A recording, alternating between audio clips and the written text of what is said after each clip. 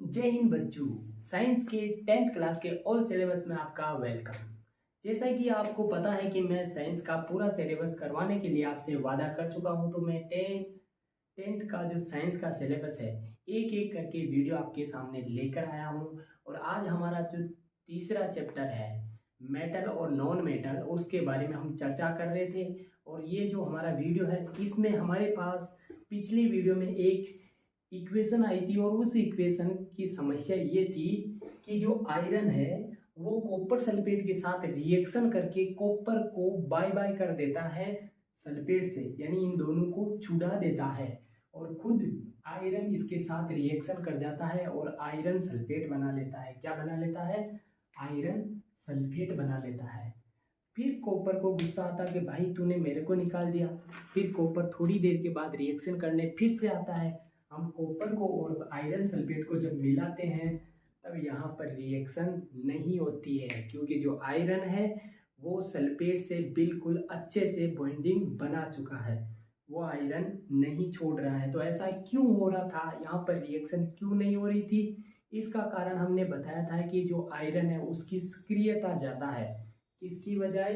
Copper से इसकी सक्रियता ज़्यादा है। तो इसी को देखने के लिए आपको पता, अगर आयरन की ज़्यादा है तो आयरन के जैसे कितने भाई और होंगे जिनकी भी ज़्यादा होगी, और कॉपर के जैसे कितने भाई और होंगे जिनकी बहुत कम होगी। तो उसी को समझने के लिए हम यहाँ पढ़ेंगे सक्रियता श्रेणी, या फिर पढ़ेंगे हम इसे इंग्लिश में कहते हैं एक्टिवेशन रेंज। कैसे याद करते हैं? इसके लिए तो मैं आपको एक इतना ज़बरदस्त धांसू तरीका देने वाला हूँ कि जिंदगी भर आप भूलना चाहोगे तो भी सक्रियता श्रेणी कभी नहीं भूलोगे। परंतु इसके लिए आपको भी इस वीडियो को लाइक करना पड़ेगा और चैनल को सब्सक्राइब करना पड़ेगा।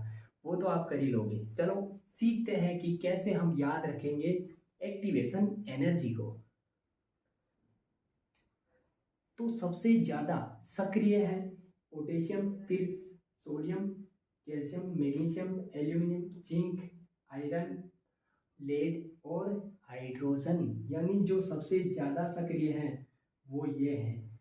फिर नीचे जाते जाते क्या है, इनकी सक्रियता कम होती जाती है, बहुत कम होती जाती है। और इधर जाते हो तो बिल्कुल इनकी बहुत ही कम है। ये सबसे कम सक्रिय है। क्या है? सबसे कम है। और ये सबसे ज़्यादा सक्रिय है। ये ज़्यादा सक्रिय है। तो यहाँ याद कैसे रखेंगे?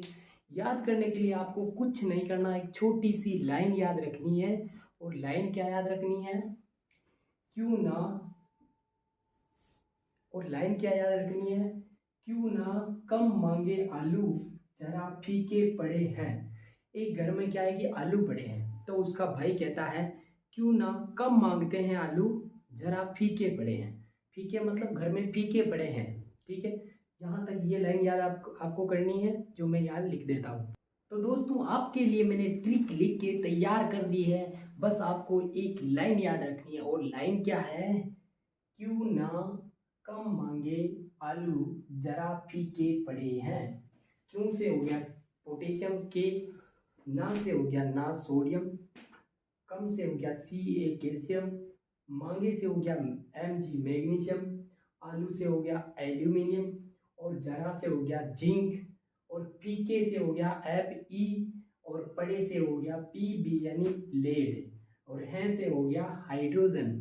इसके अलावा कॉपर, एच जी यानी मरकरी, ए जी यानी सिल्वर, ए यू यानी गोल्ड, और पी टी, इनको याद रखने के लिए आपको याद करना है सिर्फ कोर्ट है आपका।